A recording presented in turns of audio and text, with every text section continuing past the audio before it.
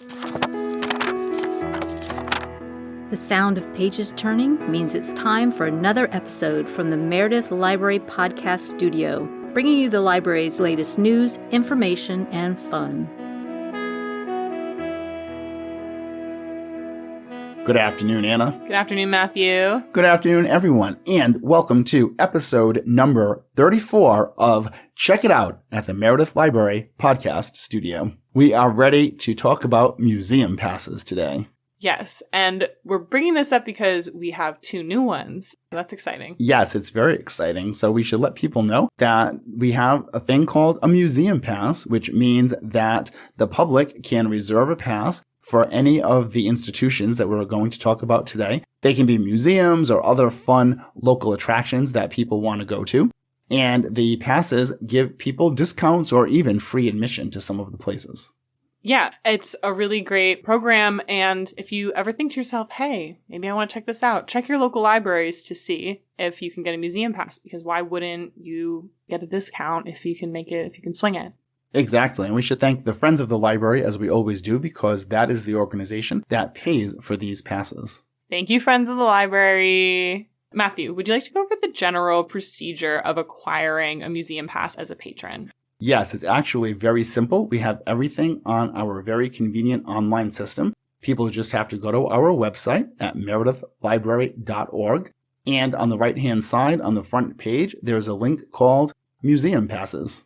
And then you can go and scroll through and make your reservation for a pass on the particular day you want to go. Yeah, so once they click on that link, then we have the listings for each museum pass available. And it gives you information about that museum or that attraction. And it tells you what the pass does, like either gives you a discount or gives you free admission for how many, all that kind of stuff.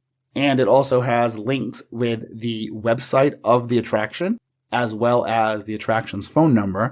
And a big thing we want to mention, we always tell people, and it says it right on the website in large letters in an italic font, different color, is to make sure that you are checking with that museum or that attraction for the day that you want to go to make sure it's actually open that day. Yeah, our computer booking system does not naturally know if it's randomly closed on a Tuesday. So that's why we encourage people highly to check with that attraction to make sure it's available for the day that our system is letting you have the pass. I think one other really important thing to mention is that the library passes are limited per day. Sometimes it's one person, sometimes a couple, right? That's why the entire system is a reservation system. So that's a really good point. So some of the attractions let us give out 2 passes a day. Most of them are 1. So that's why you want to go in and reserve it for the day that you need it. Correct. So it is smart, if you're planning on using a library pass, to try to plan ahead a little bit, especially as the summer months come along, because they get snatched up quite quickly. Yes. And strolling in the day of hoping to get a museum pass, most of the time, if it's in the middle of July, won't go your way. Right, especially if you're talking about a particular one. You know what I mean? Yeah. So we have a dozen different passes, which we'll get into after. And it's very possible that 5 or 6 are taken on a particular day. So if you don't plan ahead, you might not necessarily get the one that you want. So I guess we should finish describing how that works. So people go on the website, they scroll through to find the one that they want, and then there is a little button called Book Now, and they click on that. Then it's very simple, just name, email, and phone number, and that's how they reserve the pass. And then they come to the library to pick up the pass. So the passes are physical pieces of paper that we have to sign and date what date they reserved it for when they're actually going to that museum or that attraction. And then they use that at the box office or ticket booth or desk, whatever it is at that particular attraction. So as a patron, could I pick up a museum pass a couple days early? Yes, you can actually pick them up as early as you want. So you could put one in. We're actually recording this at the end of April, beginning of May. People can reserve one now. If you know your family's coming, something on July 15th, you can actually reserve it now. You can come and pick it up now, and we will give it to you. And you just need to keep it till that date. Perfect. All right. Yeah. So it is a pretty simple process, mostly online, and you do have to physically come in and pick it up. And like we said, we would recommend planning ahead as much as you can. If there's especially really popular ones, which we'll get into the ones that seem to be extremely popular as we go through them. So the first library pass, the first institution we have is the Aviation Museum of New Hampshire in Londonderry. Yes, and that's a brand new one this year. That's one of our 2 brand new ones, so it's really exciting.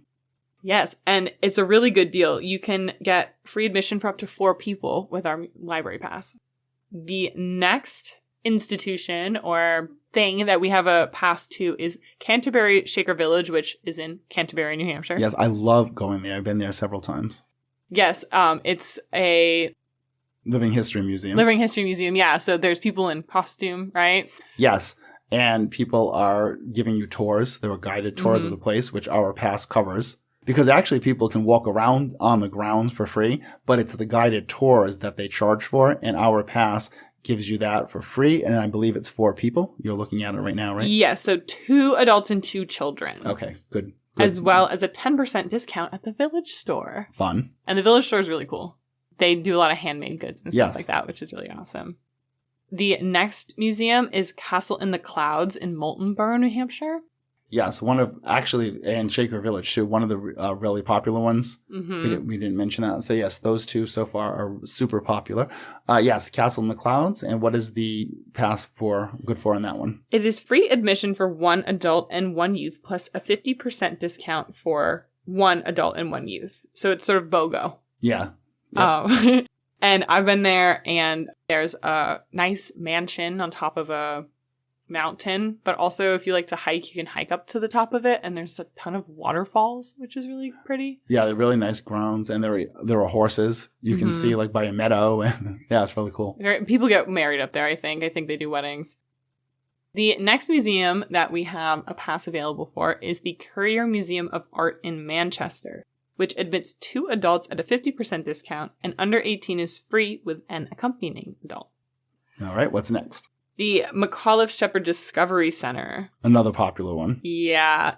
My sister worked here for a little while. We could get her to give us inside info. Yeah.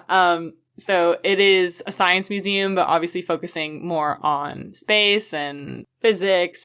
And that's in Concord. It is in Concord, yes. And it admits up to 4 people for the exhibit area. The planetarium charge is separate. Yes. Okay, next.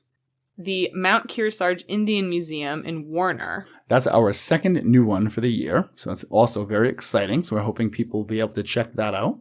Yeah, I've never heard of this museum. I was thinking of checking it out maybe, but it is free admission for 2 people. So yes, you and a guest can go and check it out absolutely free. You get a nice drive there. Warner is about an hour away from Meredith, I believe. The next pass is for the Museum of New Hampshire History in Concord, and you use this kind of library card that we give you. Yeah, so this one's a little bit different. The other ones, as we've mentioned so far today, we hand you a piece of paper. This one, we're actually handing you, it looks like one of our library cards, but it has its own barcode on it, and we check it out to you. And that one, you do have to return the next business day. So that's a little bit more complicated than the rest. But also, I've been there for a field trip. That's also a very cool place. Oh, good. And what is the discount for that one? That one is with the special card, you get 4 free admissions. Oh, awesome. It's a good deal. The next is the New Hampshire Philharmonic Orchestra, which is also in Concord. And that one is a little bit different. Perhaps the easiest of all, because that one, you just have a discount code to use on their website. And you just have to put it in, like a discount code or a promo code. And you can even tell them what is the promo code. It's right there on the page. Meredith. Well, look at that. And I think it's 20% off. Is that correct? Yes, you are correct. So all you have to do is put that in and just buy your tickets to the Philharmonic like you normally would, but get a 20% discount just because you put in that code. You can do that right now? Exactly. It's awesome. And I believe the Philharmonic things are in Salem. The next museum we have a pass to is the Squam Lakes Science Center in Holderness, which is another popular one, would you say? Yes, people love that one, and they do reserve that one. I think they know, like I was saying earlier, people make plans when their family is going to be here on vacation. I think people like from the local area might be taking other people who are visiting them. So yes, that is a popular one for sure. And give us the details. So the tickets to the Squam Lake Science Center are pretty pricey. So this is a really good deal that the pass is valid for up to 4 $13 trail admissions every day. So that cuts the price almost in half, I think. Yeah, I was just going to say it cuts it in half. Yeah, so that's awesome. And yeah, I think it's a really great place to go as an adult, but also kids love it there. So if you are a grandparent and your grandkids coming to town, that's a really common reason why people check it out. Yes. Then we have the Wright Museum in Wolfboro. Yes, the World War II Museum. Yes. This pass admits 2 adults and 4 children under age 18, as well as 10% off gift shop purchases. Yeah, just like Canterbury for the gift shop and extra. So that's fun because, people always want souvenirs. Yeah. So remember, if you have your pass, you can get a little discount on that as well. To round this out, we're going to talk about the New Hampshire state parks, which are popular and a little complicated. Yes, that one's a little more complicated. On the website, we have very detailed instructions, but we can just talk about it here for a moment. What makes this a little more complicated is there's actually 2 parts. I don't know if people realize this, but when you go to a state park, there's the admission, like the actual booth, right, to get through the gates or whatever. But then there's also the parking. So you want to make sure that when you go to a state park, you don't get there and they say, oh, I'm sorry, the parking lot is full for the day or for the moment and you can't get in. So there's a way to reserve parking. Okay. So this is all detailed on the website and you have to go through and it costs like $1 and you can put it on a card or whatever. But you have to go through the system to reserve the parking thing. And that's between you and the state of New Hampshire.